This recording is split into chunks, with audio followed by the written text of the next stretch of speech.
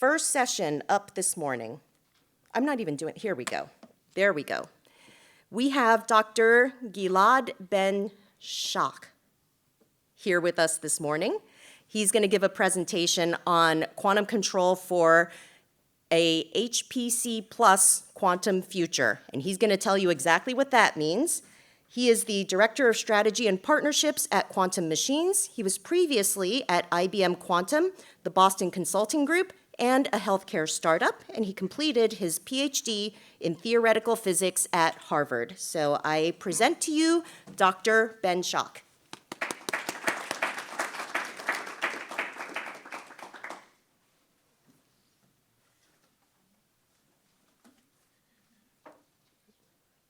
Thank you. It's great to be here and see so many familiar faces also around. So, as promised, I'm going to talk to you a little bit about quantum computing and an HPC future. Before we dive into that, I want to tell you a little bit about quantum machines and what we do. Just 2 slides, and we'll keep it brief. We're an Israeli-headquartered company. We have over 250 customers around the world. Our specialty is quantum control, and this is large corporations, startups, national labs, academic institutions are all among our customer base. We're a team of over 150, mostly physicists and engineers, really focused on quantum control. In just the last 12 months, we've seen over 40 publications in top-tier journals using our equipment, and we're really proud of the innovative research that we're able to help generate. And we also want to mention that we have a grant from the Israeli government to establish the Israeli Quantum Computing Center. And this is going to bring in multiple different quantum computers as well as HPC and a testbed system to Israel. And for those of you bringing your own national initiatives or HPC centers, et cetera, and working through a lot of the same problems, we're happy to share our experience and learnings from that and see how we could help each other with that. So what do we actually, there we go. So what do we actually do? What you see here on the page from right to left is a picture of the quantum computing stack as we sketch it out from the bottom, from the actual quantum processors itself, all the way to applications on the left. What you see on the right in purple is what happens inside the fridge, and these are fridges, say, we're talking about dilution refrigerators here for those new to the field, say built by partners like Blue Force and Oxford Instruments. And inside the fridge, you have some cryogenic electronics, which is part of what we build. And then in the middle, you have our core products, the room temperature controllers, which are really what you need to then control the quantum computer itself, as well as the associated software. I'm not going to talk about higher level applications in the stack, but I do want to call out the bottom. And this is the beginning of the integration to HPC and our partnership with NVIDIA, where I'll talk about this in more detail near the end. But we have recently announced a joint product, the DGX Quantum, which is combining the NVIDIA Grace Hopper CPUs and GPUs together with our OPX, which is what you see in the middle of this page, and having tight integration, opening doors to HPC, as well as in particular to quantum error correction applications, where you can start to take advantage of the tight coupling and low latency. So with that, I want to share with you our vision of quantum machines, of where we see the industry going over the next 5 years. And in particular, I want to highlight 3 points. We see a shift to a component-based model. We see a shift in scale. And we see a need to deepen collaboration with partners. And so for the rest of our time together today, I want to walk you through these 3 topics. So first, on this page, we'll give you a definition of all of them, then we'll go into a little more detail. What do we mean by component-based? I think this is the one that might be the least obvious of what's on this page. Today we see many full stack players, and they're developing all the parts, or at least most of the parts, of what they're building in the quantum computing stack. And we don't see this going away. We think there will always be a need for this in the market, but we see a continued rise of focus on individual components. And we see market consolidation, as well as fewer players really doing full end-to-end, full stack, and more companies specializing in components, including QPU development. So Quantware is an example, selling only QPUs today. We saw recently about how Rigetti has started to sell QPUs, and we expect to see more and more of this. And what I'll talk to you in a few slides is how we see the balance between the two, each one with its own advantages, where we are ready to support both. For scale, we talk about the state of the art today being on the order of 100 qubits and moving toward thousands to tens of thousands of physical qubits.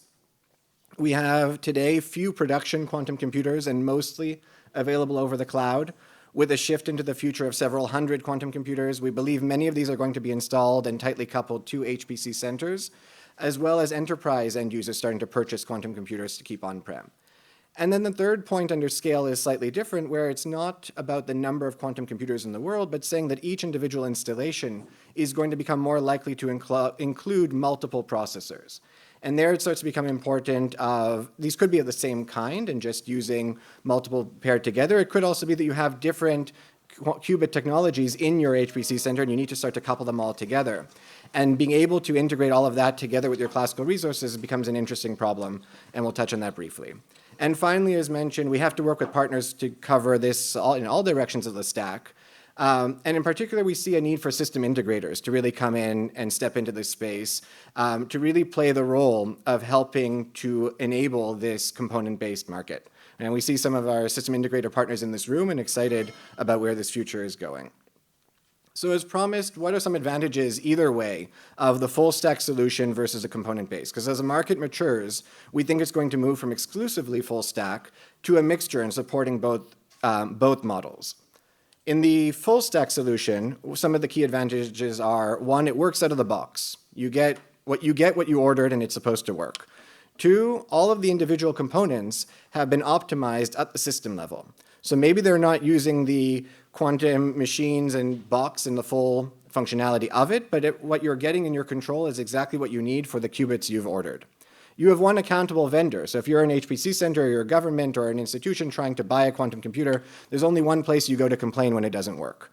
And finally, it typically includes all of the required software that comes with it. And so the components under the hood could be software from a vendor, it could be a quantum machines box, but you as the end user get to go to one place. But on the other hand, we have the component-based model. Here you get to pick and choose the optimal components for your needs. So if you feel that you can replace the cryogenic components, you can replace the control, whatever part it is that you can change and improve, you have the flexibility to do that. It makes it easier to standardize the interface between the HPC system and multiple QPUs. So if you're defining the software and control layers of what you are going to use at your institution, you can plug and play different QPUs into that, and you force a level of standardization that will work with your future upgrades, which leads to the ability, at the third point, you can upgrade your components as needed. You can change out your control, you can change out your wiring, you can change out the QPU itself without having to actually replace the entire system.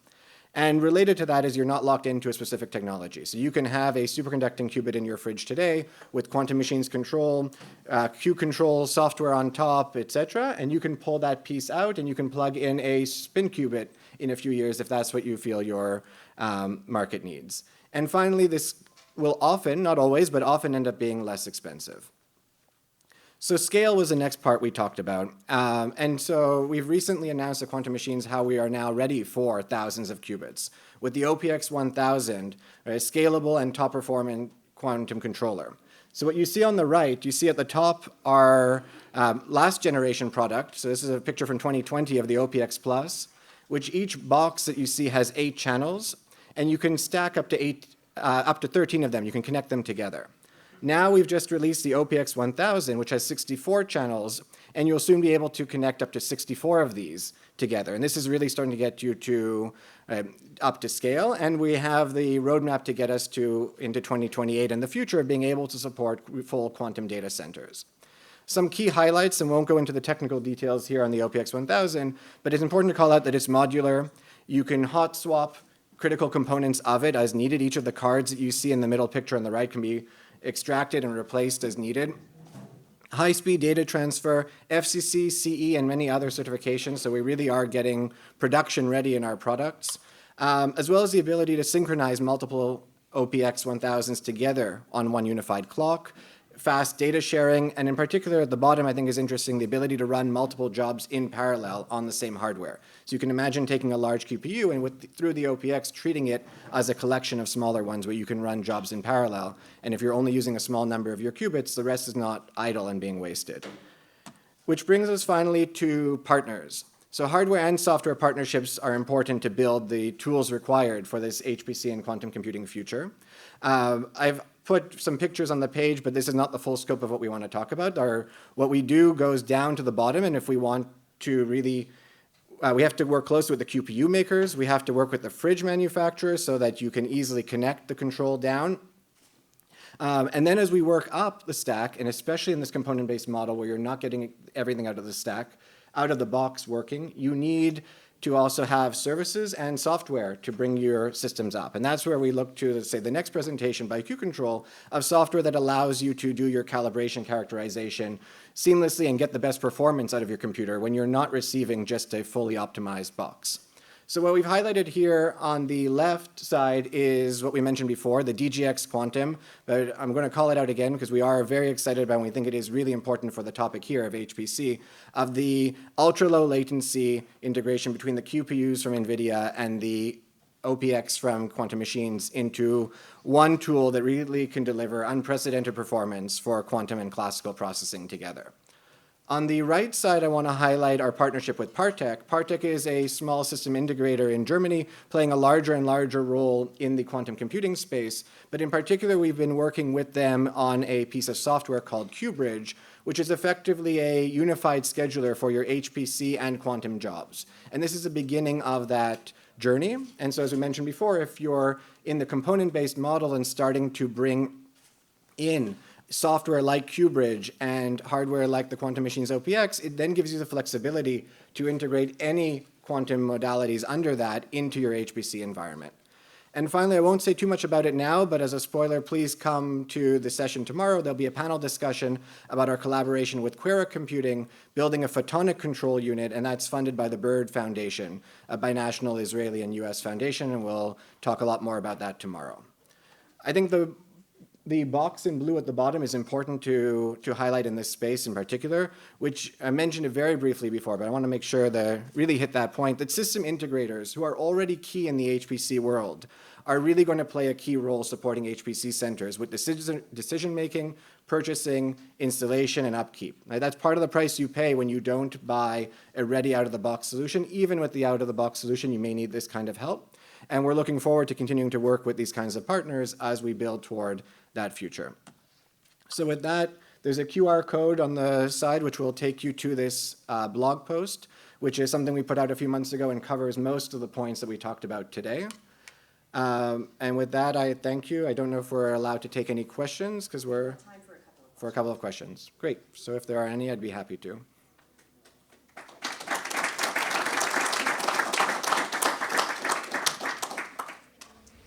Any questions? All right. Could you comment a little bit more on the 2028 data center concept? Yeah, I think it's intentionally vague. It's far into the future. But if we go back to some of the points before of expecting the quantum computers sitting tightly coupled to HPC, large quantum computers to begin with, and likely many in the same center, and wanting to be able to then distribute jobs through them. So that ties into what we were talking about with Partec and the idea of QBridge. Now it's in the early days, but this idea that you can seamlessly send your jobs to your classical and quantum resources of different types, whether it's CPU, GPU, or any type of QPU being built in one way with one set of code and make it all simple and easy to do. Thank you. Yep. On the DGX 1000, the quantum controller, Our product, the OPX 1000, or the DGX together with NVIDIA? well, the DGX together with Yeah. it, there's a quantum controller part, right, and the HPC, That's or the right. Grace Hopper. Yep. So is the controller, that just is to run the QPUs, or that is a QPU? No, so the QPU sits inside the fridge at low temperature, typically, outside of everything. So the OPX 1000, which is our product, will sit at room temperature, and it is a microwave source. It will send down a pulse through a wire into the fridge all the way down to the QPU itself. And then it will receive back a response effectively. It will also measure the signal returning, and it will be able to analyze that. And today, that analysis and the adjustment of what to do next happens within the OPX 1000 on the FPGA, which is already real time and lets you do very quick adjustments, which is required for quantum error correction. But now, with not much longer latency, we can also leverage the power of NVIDIA and the Grace Hopper, which is much more powerful and much broader in what we can do than what we can do on our FPGAs inside that box. And so it broadens the scope of what we can do. But all of it is sitting at room temperature and is distinct from the actual quantum processor itself. Yep. Thank you so